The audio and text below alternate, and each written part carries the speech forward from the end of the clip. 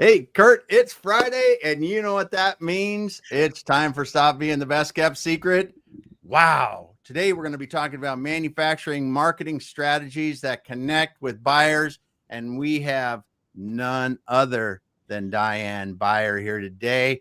Kurt, I'm so excited, man. I'm just going to turn it over to you, and let's get going. Hey, thank you, brother. Dude, I've been awake since like 1:30. Now, it was partially because how excited I am for DiAnn.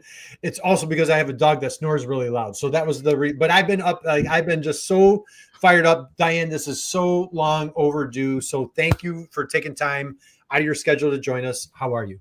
I'm good. Thank you for having me. Oh my goodness gracious. We have so much, like Damon, we can be here for like 5 hours, but we can't keep everybody here for 5 hours. So DiAnn, I'm going to start here. Okay. I'm starting here. Now, you are a repeat offender, been on the show once before, but it was many, many, many, many years ago. Mm-hmm. So I'm starting right at the top. You ready? You sitting down? Yes. Am I getting my jacket like Saturday Night Live? Yeah. Or do I have to wait for five? David, we'll get it in the mail to her, right? Yeah. We'll have John from Apparel Redefined send it over to her. But DiAnn, little girl growing up, you know where I'm going. Little girl growing up in wonderful city, Philadelphia. Yes. Who was your hero?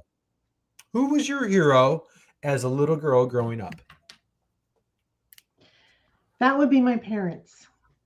And I just recently lost my father in May. So, Dad's my hero, and I hear his voice with me all the time. So yeah. And Mom and Dad have made an incredible impact on how I view things from a business perspective. Mm-hmm. Dad was in business and marketing and sales, but Mom was in education, and to pull those perspectives together really set me on a different path.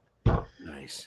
Well, absolutely. And I just so much love and respect for your dad. And if you're comfortable, I know that it's fresh. And if you are comfortable with me going there, share a little bit. So Damon, we were talking about I know a guy. Her dad was like I know a guy. Like he knew, like he had a great circle, great network, right? Dan, just share a little bit about your dad's superpower and like how he built a successful business, kind of like just being the quarterback, knowing who to go to. Sure. Dad was a master in relationships. And, we currently, in the last 5 years, I've started to hear it pick up more and more about how businesses do businesses more it's person to person, not business to business, right? It's the relationships we develop. And Dad was that guy way before that was popular, right? Like he was able to not only talk to people, but remember their pain points, remember what was important. And when he would go and talk to somebody else, hey, you need to connect with. Mm-hmm. And he would make those connections. He grew up in a small community where he had a lot of family surrounding him.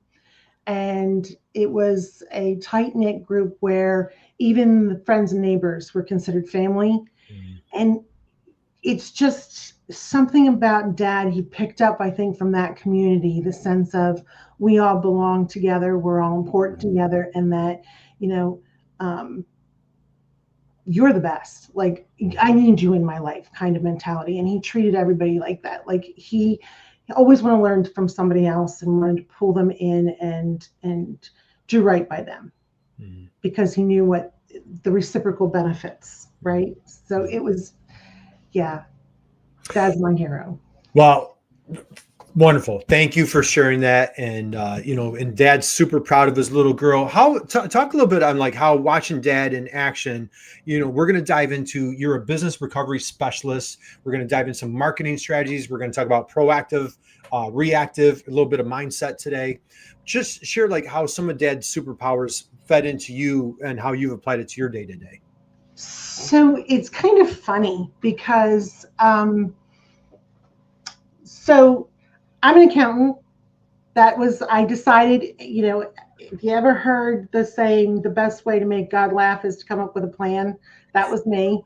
I decided real early in high school, I was going to be an accountant. I was going to go to college. I was going to get my CPA. I was going to work for a major CPA firm.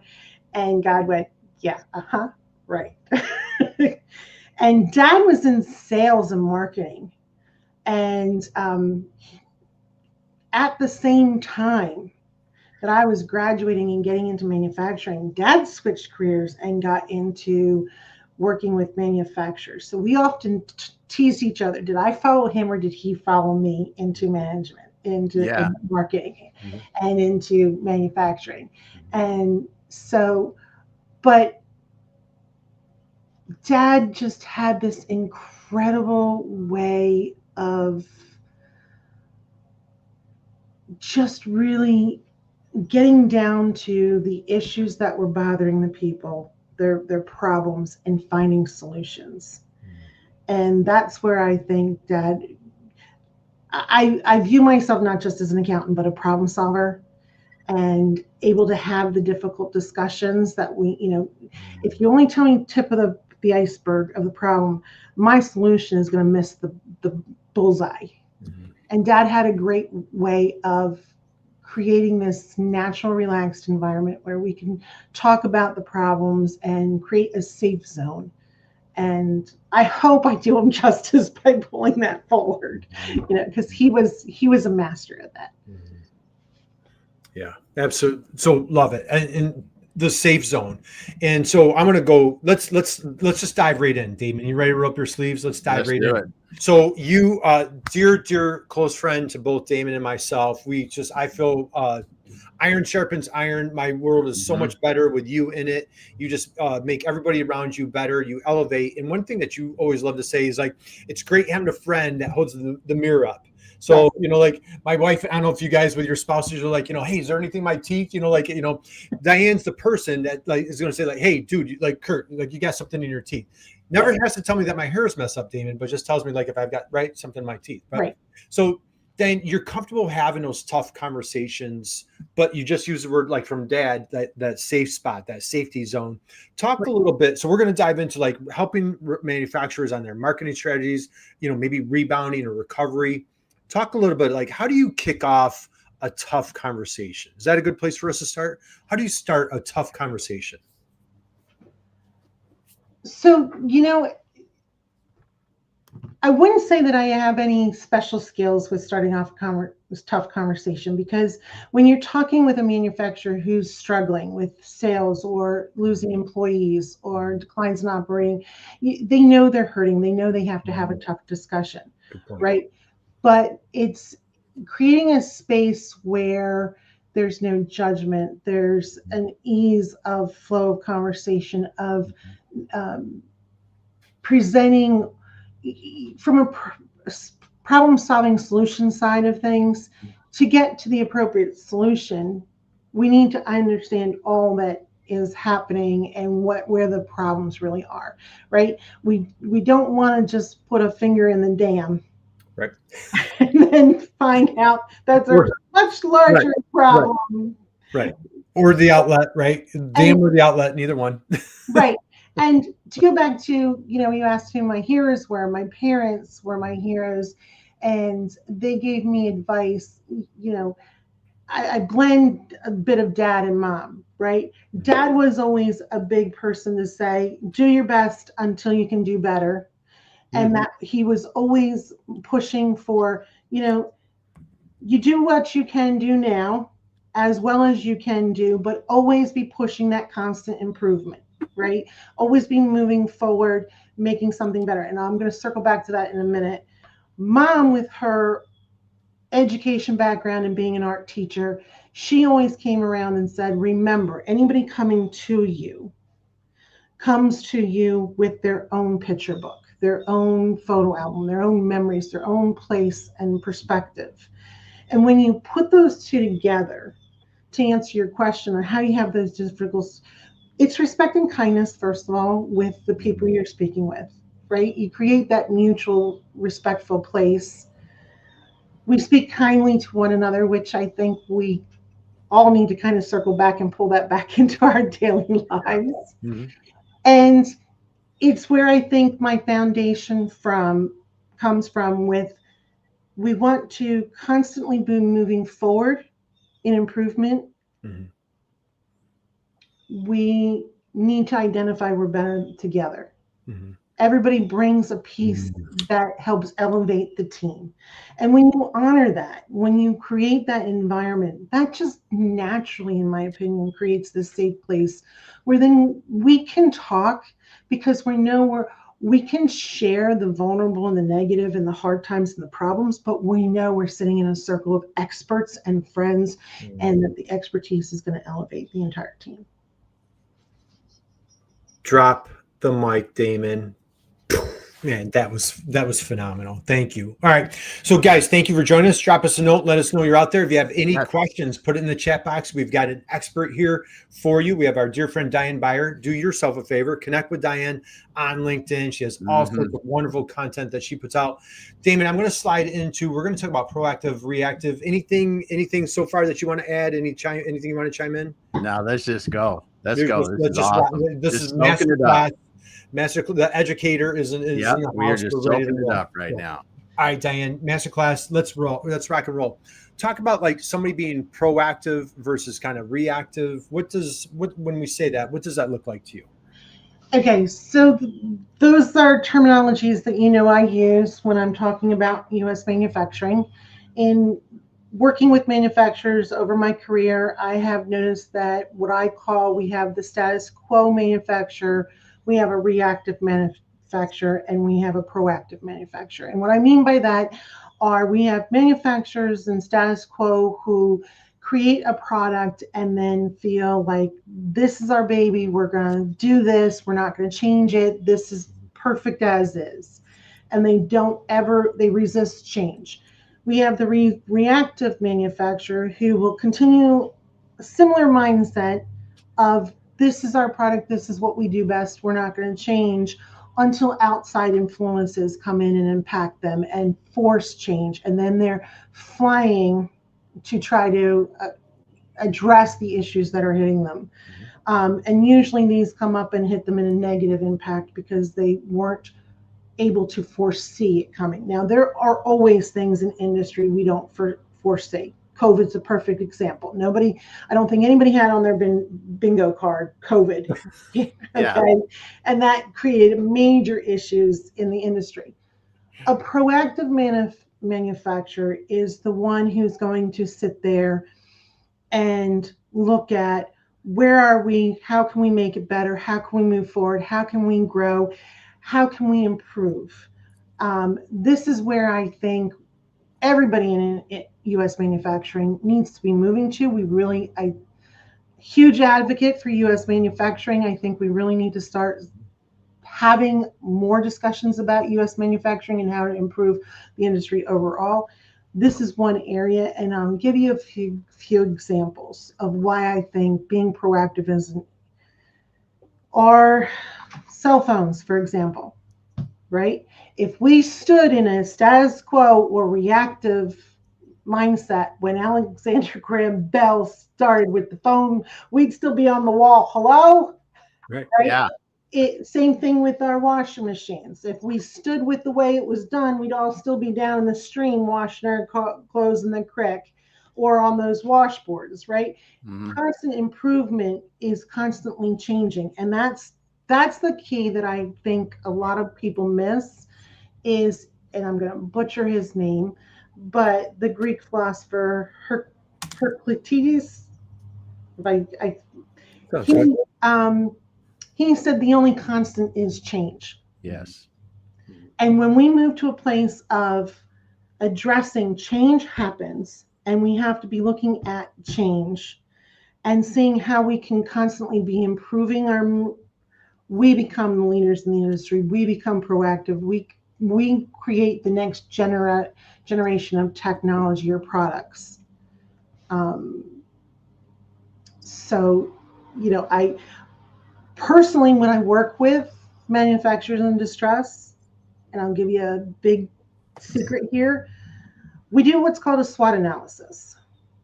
Strengths, weaknesses, opportunities, and threats. Strengths and weaknesses are internal. You can do this personally for yourself or for your team or for your manufacturing company.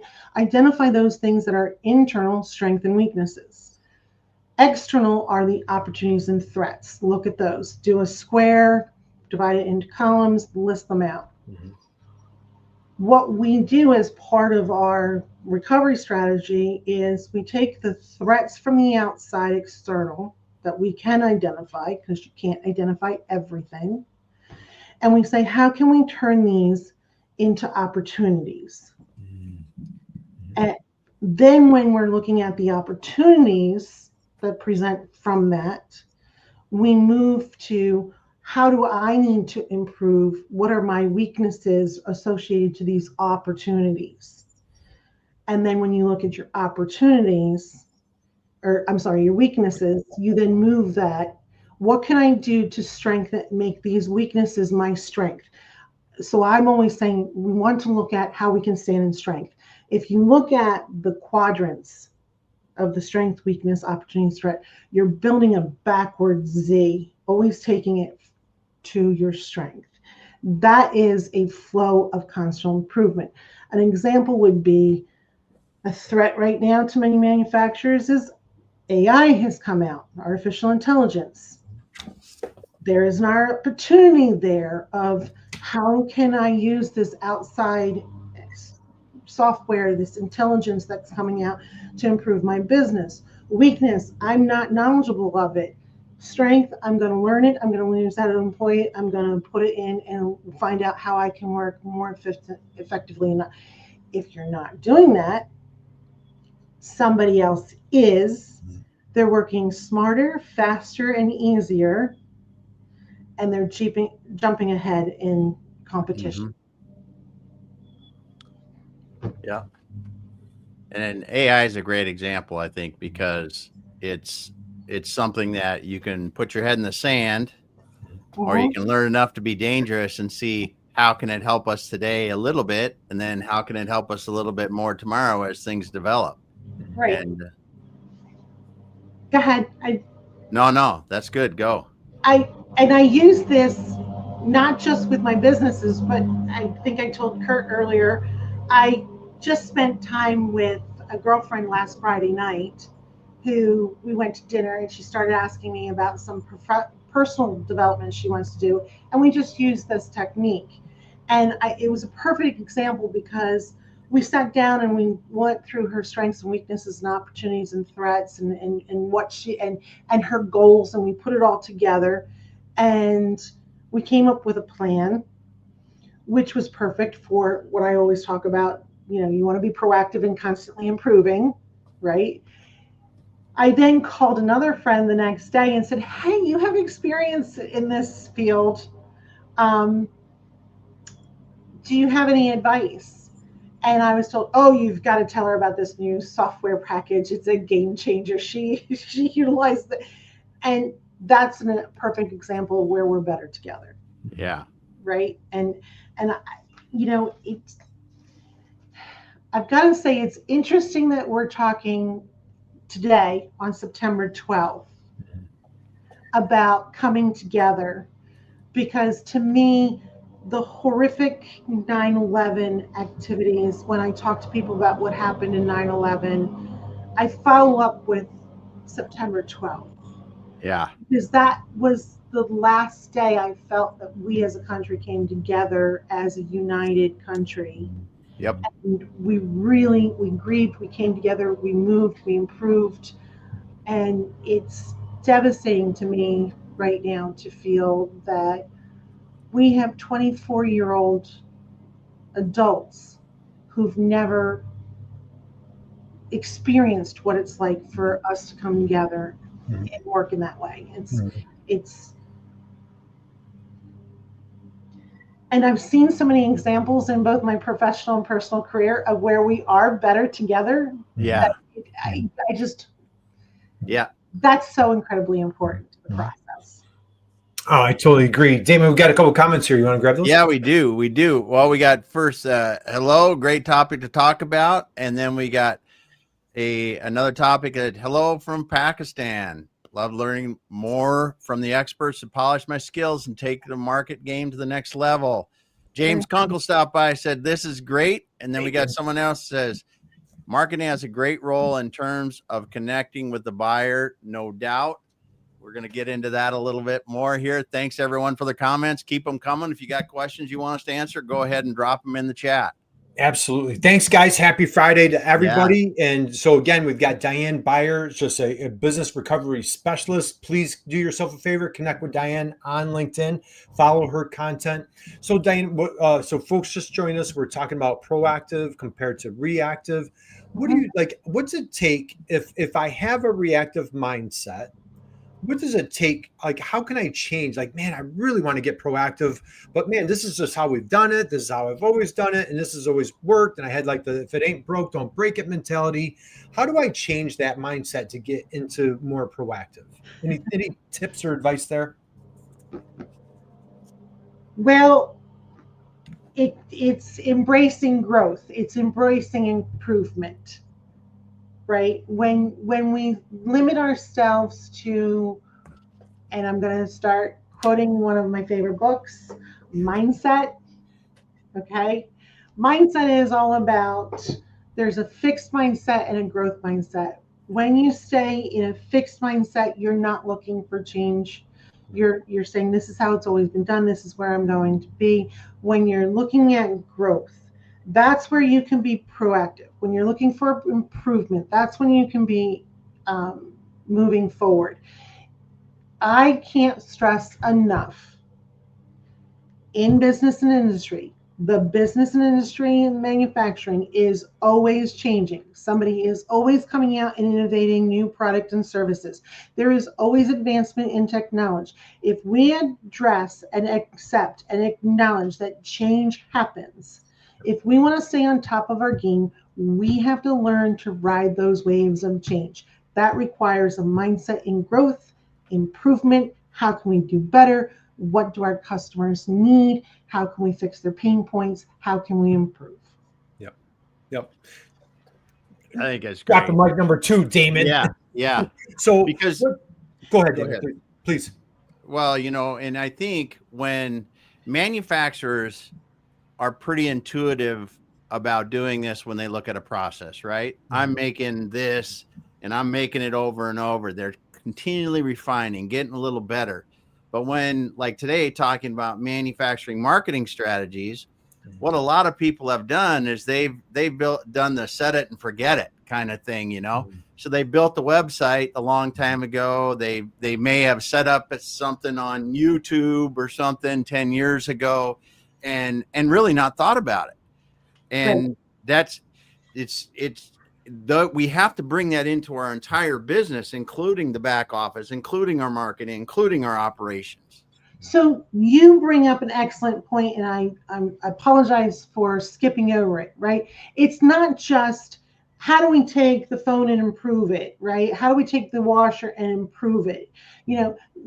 Our manufacturers are experts in their products and services. But business isn't just your product and service.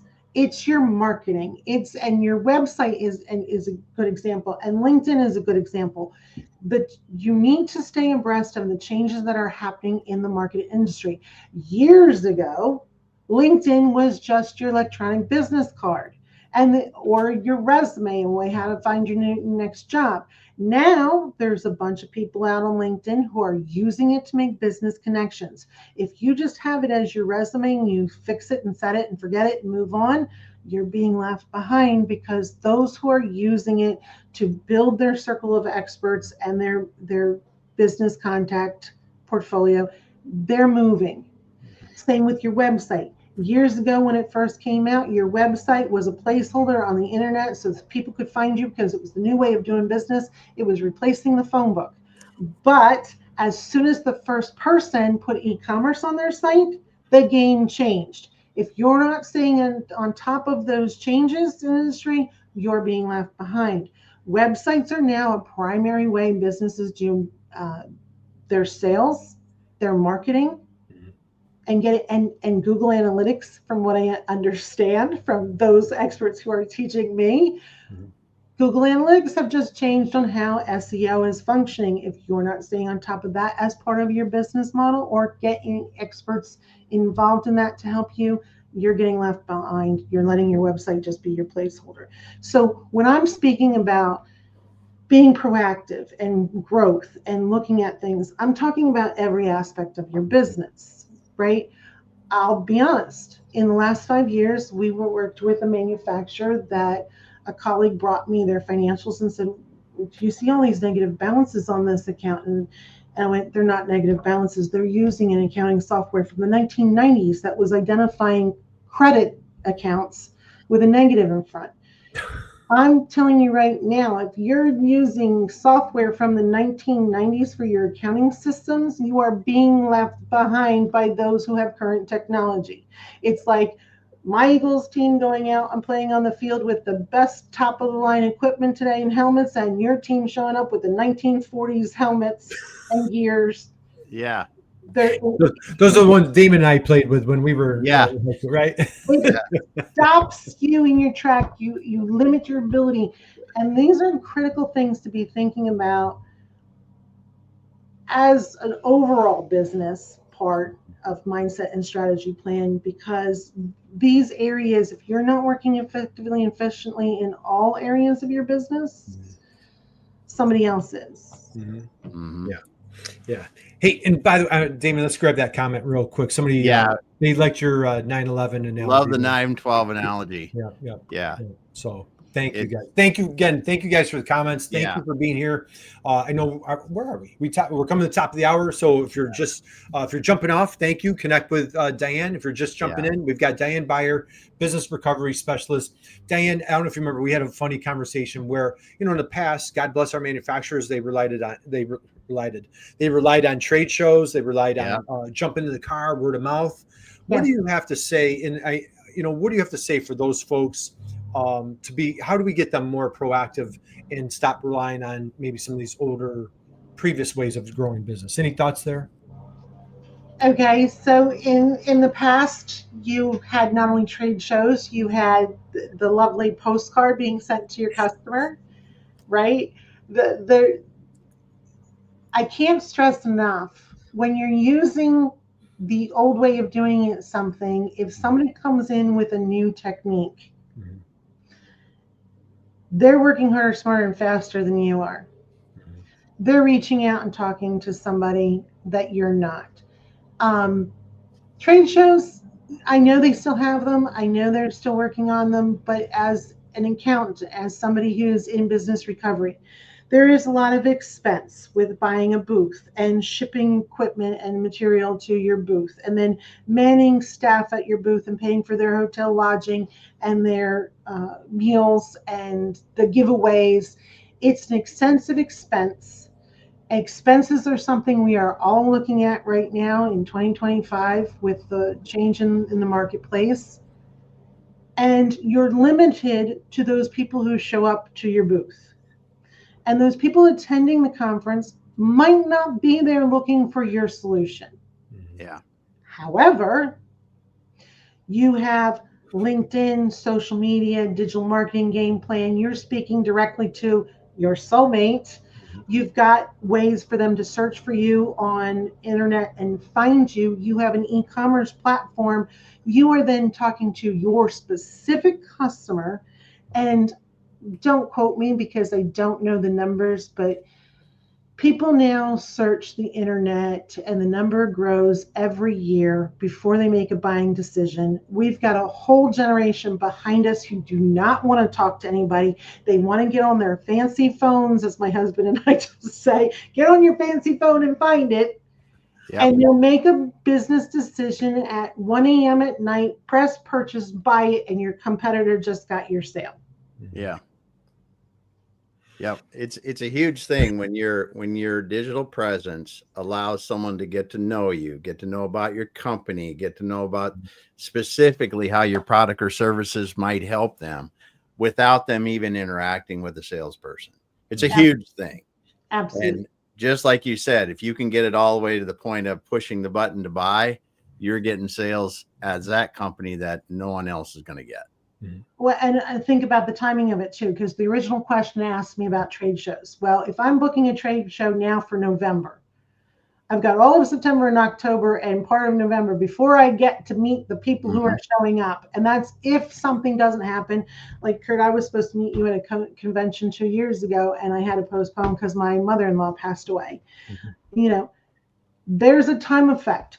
But if you have your digital game plan, you have your website set up, you have your social media set up, you have your SEO Yoast, and you're driving traffic to your website, and you're providing a service 24/7, you're capturing those sales from now to that November that somebody else is just waiting to show up to their trade show in November. It's what I call a game changer. And yes, Kurt knows, David knows, I will reference baseball and football analogies all day long. If you want, you need to run the bases on your digital game plan. Make sure you have an e-commerce. And hey, bonus, as a business recovery specialist, I'm always pushing projects that are going to bring big return on investment. ROI needs to be a big piece. Performance metrics needs to be part of that plan, right? Yeah. I can sit there and say, hey, your company needs to have training on the guy in the warehouse to drive the forklift. Absolutely. But it's not going to move your bottom line numbers like working your digital game plan, helping you build recovery, helping you get out of lost profits and operating profits. And first of all, we got a quick comment that says, thank you, DiAnn. Appreciate it. One of the things I was thinking about the other day that's changed over the last years, as we talked about some of these set and forget it people, is that marketing is not a nice to have anymore. It's a foundational piece of your business. And just like your equipment, you're not going to be able to produce the products you want with equipment that's substandard, right? And I was thinking about this specifically in manufacturing and other B2B industries, is that there's a base level of investment that we have to make in our businesses if we want to generate the clients, generate the leads, and be seen as the companies we really are. Because when we leave those digital presence to languish in time, someone comes to look at you and they go, well, that looks like my grandfather's company. And or they come to you and you really are underwhelming, right? You may have done a million great things or have a million great products that they should really just be wow. But if your website doesn't talk about that, doesn't show the great things and have customers on there talking about it and all the things that people have come to know and respect, because the players, whether we like it or not, the Amazon of the world, that's the behemoth, right? They've driven our expectations to be able to look and go, okay, what are other people saying? How popular is it? And then can I get it tomorrow? You know, and we have to be moving forward as manufacturers. Great points. You've got me thinking several things all at once, right? You're triggering the brain capacity here. First, have you heard the saying, dress for success? Yep. That's what your website has to do. It's got to be current. You have to be dressed for success. You have to put, this is your digital footprint. This is your face of your company is how people are finding you now. Second, you bring up a great point that I'm going to roll back to changes and threats in industry. You brought up Amazon. Amazon, people are clicking on and buying, right? We need to be understanding and mindful of what's happening in the marketplace. How many more Amazon buildings are being put up to hold product to sell and distribute? How many of our brick and mortar companies are struggling to compete because people are not walking in the door anymore? You're going to start seeing, and it's happening now, our retailers are starting to provide pickup services where you can order online and pick up with no fee, and you don't even have to walk through their store. That is an analogy that's currently happening, not an analogy. That's something that we need to be looking at, because that is a change that is currently happening. That is a threat to everybody's business. How do I get my market, my target customer, my product to the right people when these shifts and changes are happening in the marketplace? When people can go online and purchase a product similar to yours, and they can do it in 30 seconds flat, and it can show up to the door with somebody dropping it off, These are all threats to a business where somebody has to drive up and pick up your stuff. Mm-hmm. Like these are the kind of threats that I'm talking about when we're talking about being a proactive manufacturer. A reactive will wait until they lose sales and go, what's happening? Why aren't people buying from us? Mm-hmm. And then start looking around and go, oh, wait a minute. Do you see that Amazon building that was just built down the street? Proactive ones are going to say, hey, wait a minute, people are buying online. 83% or whatever the current number is buying without talking to anybody. If, for example, if you still have one of those companies where somebody calls in and goes, hello, you've read it on the main line, press 1 for customer service, press 2 for sales, press 3 for returns. Somebody else is getting on and going, done. It's the changes in the industry we have to be aware of. These are the threats that are impacting our businesses. And when they impact our businesses, they're impacting our bottom line. When they're impacting our bottom line and our sales, it directly affects our employees. It directly affects our ability to continue. Because, Kurt, what is one of my favorite sayings? We are in business to stay in business. Dude, yep. We need to be focused on those things that keep us in business. All right, we just got to take a moment of silence. Yeah. Dude, this is just an absolute masterclass right here. So, all right, a couple of things I want to recap. I have never heard and thought, I've been doing websites for, I don't know, a couple of years, I guess now. Dress for success. I've never thought or heard that analogy. That total drop the mic. Shamelessly give DiAnn credit for that one, but think about that. So think about because like when I say I'm thinking about like my own digital presence and like, am I dressed for success on my LinkedIn, on my YouTube channel, on my website? And I strongly encourage, invite our listeners, man, like really scrutinize that. Like DiAnn is notorious. You can't ask for a better friend than DiAnn Beyer. She's going to hold up that mirror to you, man, hold up the mirror to your website and take a look. And you've mentioned e-commerce, digital self-serve, it's what, like 60-70% of the buying decision is now done online. Yeah. So DiAnn, for the person that it was like, man, DiAnn, like this is a fire hose. Like, I love what you're saying. I just need to get started. Like, I've got to get off the sideline. And so like your recovery folks, again, like, do you have like that first step, that very first step that like, okay, I'm not going to eat the elephant. I don't like Damon, who came up with that expression, by the way, anyway? That's not a very nice one, but I'm not going to do everything. But what's a good first step from your perspective when you work with your manufacturers? So the first step is realizing we have a problem, right? The first step is something is something there that somebody is outperforming me. Somebody is out working smarter, faster, quicker, easier, more efficiently. Those are the first steps. Then it depends on, what are you looking to improve? Personal improvement, I absolutely recommend reading Mindset and seeing the two mindsets, because instantly, and I've said this to you before, when you read, and look, like I have it all marked on my special pages from this book. I've read this twice. Once you see it, yes. Once you read, I just read it last week. And it's funny that we're bringing this up because I have mentored grown, new out of college adults who are asking how to do interview process. And when you're new and you just want that job, you just want to give the answers to have somebody pick you. And I refer them to Mindset, and I refer them to, you're interviewing to make sure it's a good fit for you. Don't go in trying to give all the right answers for them to pick you. Go in with the right questions to make sure they're the good fit for you. Not, it needs to work.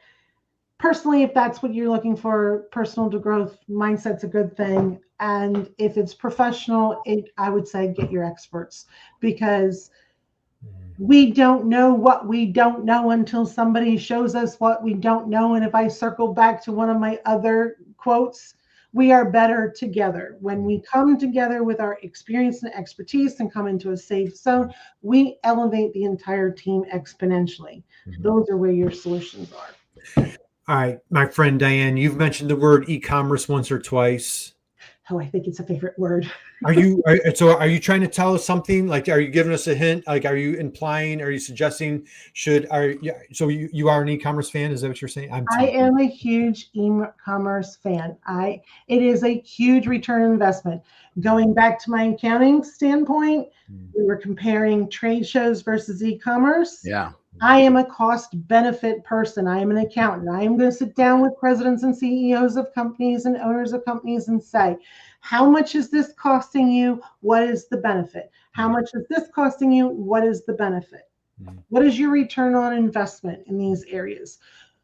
Trade shows, ton of expense, and I'm not saying don't go to them. They do serve a purpose, and you're the expert in your own industry, and what works for you need to show up, because there's also educational pieces to that. And if I'm sitting here standing in the shoes of, you're constantly want to be growing and learning from your colleagues, that's a good place to do it.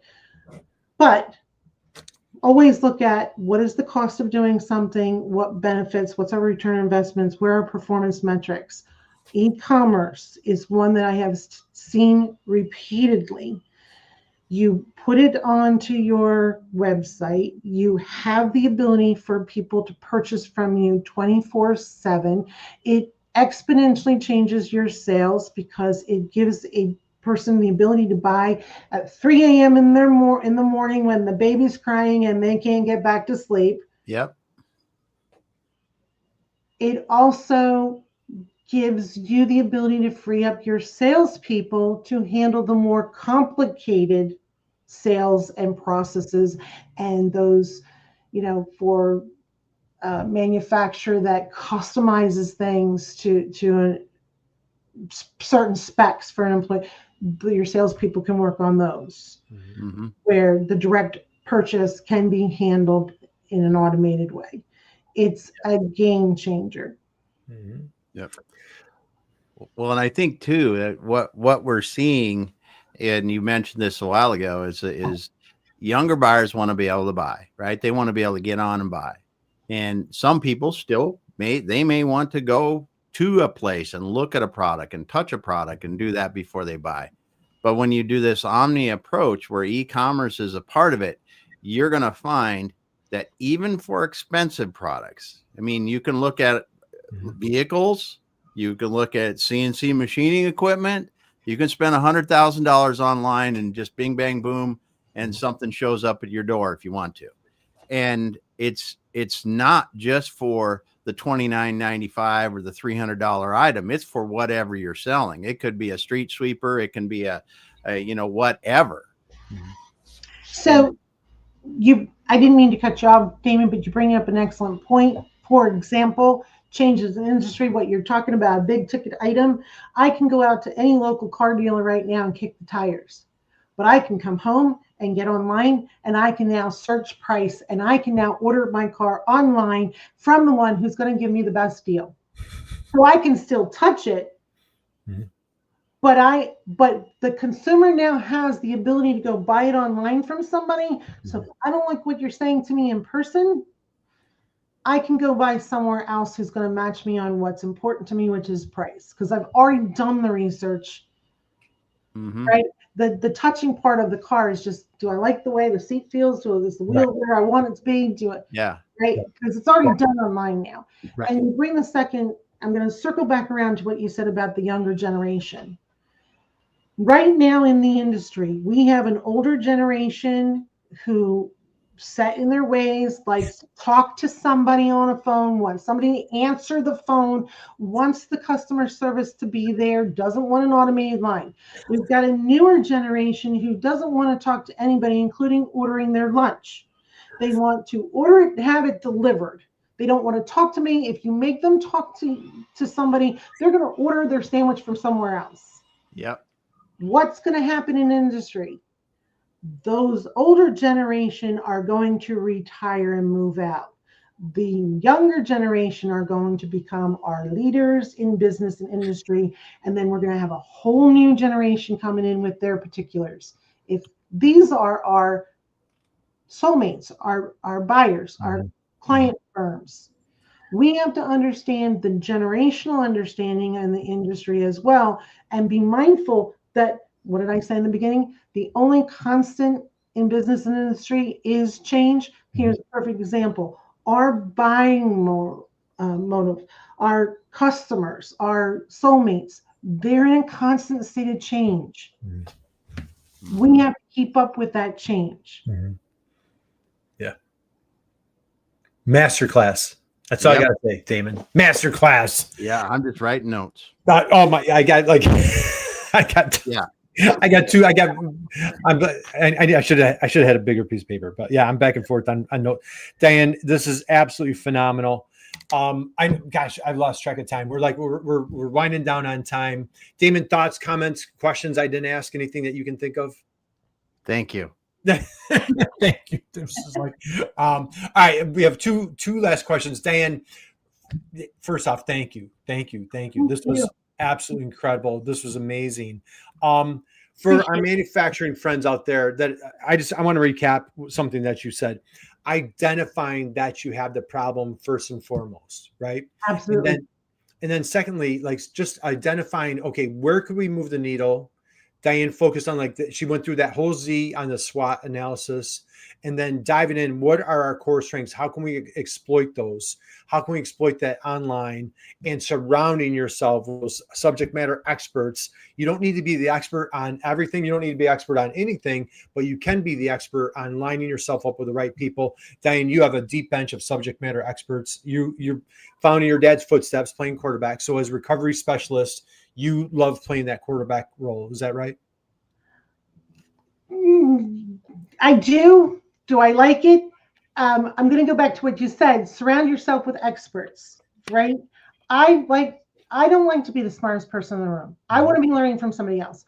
Yep. I know my key strengths and skills, and I am willing to bring them to any table, but I want to surround myself with the people who are going to bring their skill set and help me learn and grow. And that's where the true magic happens. That's where the numbers exponentially change, right? That's where growth takes off, because I don't have to be the master of everything. Right. And trying to be the master of everything, I'm going to be the master of nothing. Right. And I can stay focused on what I'm good at, and I can surround myself with colleagues who are experts in their fields. That's what makes a difference. And that's a game changer. And I'll circle back to mindset. That's one of the things that she brings up here. She speaks about Lee Iacocca when he took over the car company. Chrysler. He wanted just to be surrounded with people who were yes men who just told him he was great because he wanted to be the smartest person in the room. And it led to great failures. And I totally believe that. There's lots of examples in the book of that happening. It is when we bring our strengths to the situation and bring our circle of people and we work together, that's when true growth and prosperity happens. Next question. Just savoring. We're just savoring. Yep. Okay. DiAnn Beyer, my dear friend. So first off, everybody, please connect with DiAnn. Last question. Yes. Best business advice that you've ever received or that you would love to pass along to young entrepreneur out there, or maybe a seasoned entrepreneur. They just need to hear some good advice. What do you have for us? So best business advice. I'm gonna answer it this way. My parents gave me a lot of good personal advice. Dad was a master of his sayings. Kurt, you know the story. Dad would say, get your attitude right. Attitude is everything. Make sure you get it right. And that led him to recover from a stroke where he was told he was going to be paralyzed for the rest of his life, and actually learn to walk again and drive and live an incredible life post-stroke for 10 years. There's a lot of personal advice I've gotten that have meant the world to me. I'm going to throw it back at you. The best business advice that I've ever gotten was from the two of you. Know your soulmate. Know your customer. Those conversations took me back to surface level where who am I serving? What's my but it forced me to dig deeper and go, where are the pain points? How do I help them become the hero of their story? How can I be the best service to them that they need? How can we elevate? And it also cut the noise out of those who are not truly my soulmates, those who are truly don't need my services. And that enabled me to move my focus to where it really needed to be. So I thank you. Thank you. That was very, very, that warmed my heart. Thank you, DiAnn. And my gosh, all right. One last question. I guess I lied, didn't I? I have one last question. Do you know my baseball question? Do you know my baseball? I think I do, and I think I'm ready for it. I love DiAnn Beyer, and I love running the bases. I'm going to tee it up. You ready? Go ahead. Okay. It's Philadelphia Phillies are playing the dreaded Mets. It's the bottom of the ninth. Bryce Harper is standing on second base. We need a single, 2 outs, bottom of the ninth. Manager turns on the bench, says, "Hey, Beyer. Yep.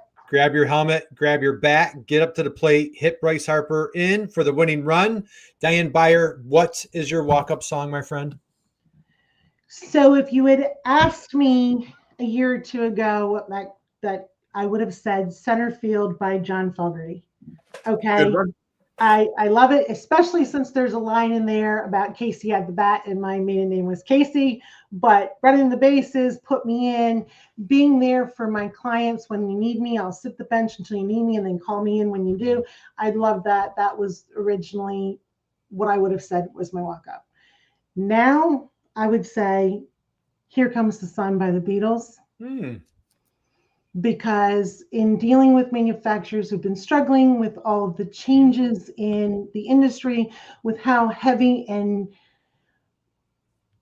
dark and difficult it can be sometimes, we all need a little sunshine. And to just have that hope coming that we can work together, we can we can work with our team, we can, hit Bryce Harper off of first and get the team a win. Here Comes the Sun by the Beatles. There we go. Again. Nobody's ever used that one. Here Comes the Sun. What a great song. So everybody out there, jump on YouTube, pull up Here Comes the Sun. If you're not familiar, if you haven't heard it in a while, great song. DiAnn, thank you. That was just such a wonderful song. Damon, takeaways, thoughts. What's going through your mind right now? Oh, just thanks for being here today, DiAnn. Just appreciate you stopping by.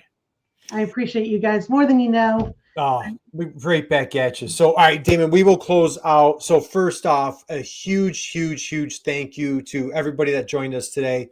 If you've been hanging out with us, I look at the clock. We're at 53 minutes right this. It's a great time to stand up and stretch. And how about, let's give DiAnn a big standing ovation for just this masterclass on how to, just really crush it, taking manufacturing marketing strategies to the next level. Tons and tons of incredible value bombs throughout the entire conversation.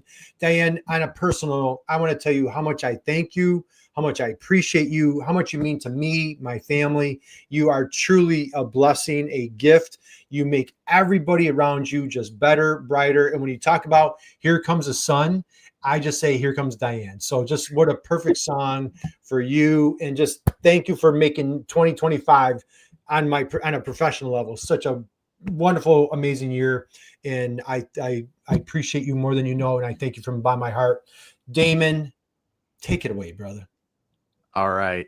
Well, DiAnn, thanks for being here. I want to reiterate what Kurt said. Just thanks for being in our lives. It's awesome. It's awesome. And thanks for sharing today like you did.